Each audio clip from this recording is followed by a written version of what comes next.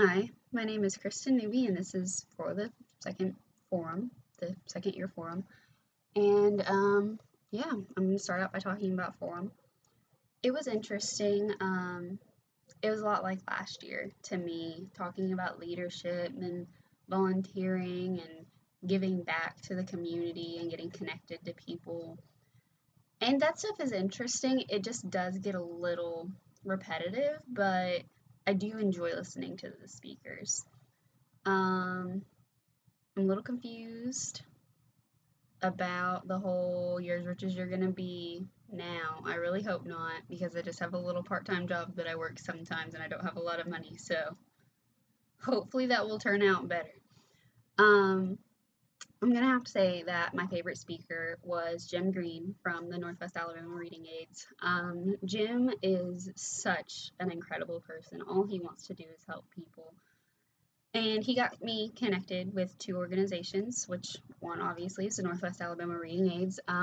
Their program is amazing. What they're doing is just absolutely fantastic. And they have started a conversational English class.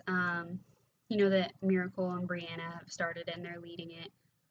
And it is for foreign people who live here and around in the area and stuff to come to learn how to speak English in conversation. So conversational English. We were talking about calling it small talk, but I don't think we've decided on a name yet. But I really like the idea of small talk because it seems so relaxed and casual. But it's Thursday nights at 6 o'clock at the Northwest Alabama Reading Aid Center, and it's incredible. The people that come in there are the nicest people, and all they want to do is learn. Like their passion for learning English shocked me the first time. Like, I didn't really know that people would want to learn English that badly. I mean, it makes sense. You come to a new country and you want to be able to talk to other people. And it seems like their problem is that people in the community probably kind of look down on them when they're trying to talk to them. They don't really understand what they're saying because of their accents, and they don't understand us very well. And so they don't really try to clarify anything. So they don't learn anything from that, and they're the nicest people. There was a lady from Costa Rica, a lady from Okinawa. She is a sweetheart, and she's been here for a while, so she's kind of starting to pick up a southern accent, but she also doesn't understand a few things. And it's just amazing seeing the look on their faces. And there's a lot of people from Mexico, and they're so sweet. They brought us a meal last week, and this lady made like a pineapple cobbler, and it was the most amazing thing in the world. And um, we played like kind of like Mad Libs. They had to draw a little piece of paper from a little pencil case and work around the word. And I feel like they learned a lot just doing that. And it's just incredible experience helping these people try to learn. And they just love coming in. Like they're so happy when they're there, and it's amazing. Jim also, we were talking to Jim that night at Forum that he was there while we were waiting in line to sign the interest form for the conversational English class. And he was talking to me and my roommate Haley, and he asked me what my major was, and I told him biology, and he was like, "Oh, what are you gonna do with that?" And I told him I wanted to be a vet, and he just, "Oh, I'm on the board of directors for HAZRA," and I was like, "Okay, what's HAZRA?" And it is Heart of Alabama Save, Rescue, Adopt.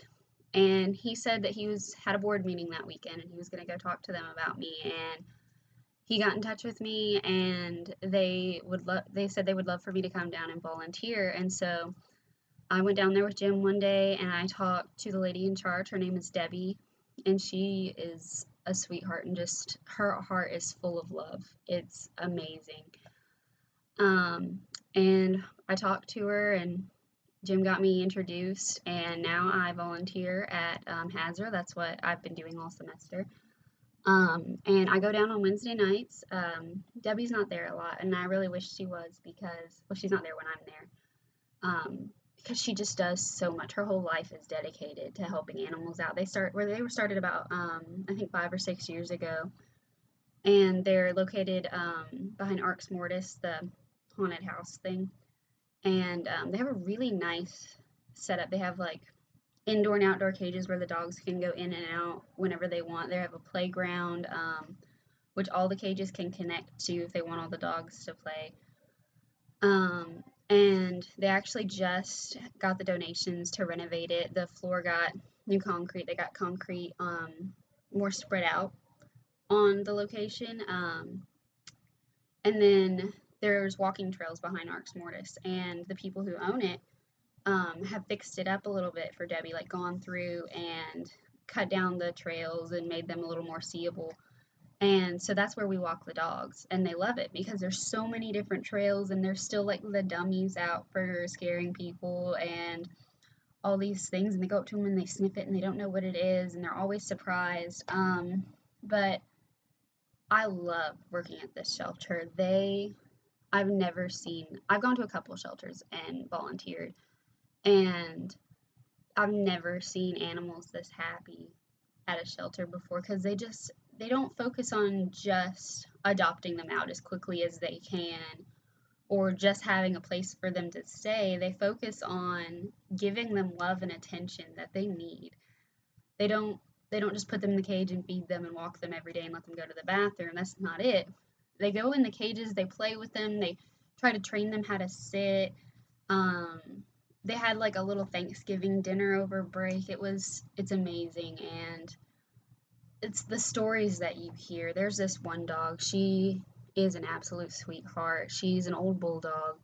Her name is Cassandra, and she got rescued. She was like getting illegally bred, and she was being abused. They had her trained to go push her butt up against a hole in a fence for breeding, and she just was in the worst shape ever. But she is the nicest dog in the world. Like, you would never think that she would have any kindness in her heart after everything that she's been through her whole life. She's a pretty old dog, but you walk in and sometimes they'll just have her out in the walkways because she's a good dog. You don't have any problems with her, and she'll come up to you and she'll like pat your leg with her paw, and she just wants you to love her. That's all she wants, and um, she just wants love, and she wants to love you, and she's just a sweetheart. And there's so many stories like that. I could go on and on with how many dogs I've seen, and it's so wonderful to help these animals and to show them the care that they've never had before. And that's why I want to be a vet. I want to help animals. I want to love animals because I don't see why anybody in this world couldn't love an animal. They're so innocent and so sweet. And that's all they want is love and affection, and they want to love you right back. And it's just amazing. And like, Forum put me in the direction that I'm going with my volunteering. Like, I never would have been able to go to conversational English and work with those people if Jim hadn't come to Spoke, and I wouldn't have gotten connected to Hazra. And I am so thankful that he came, and I'm so thankful that he got me connected.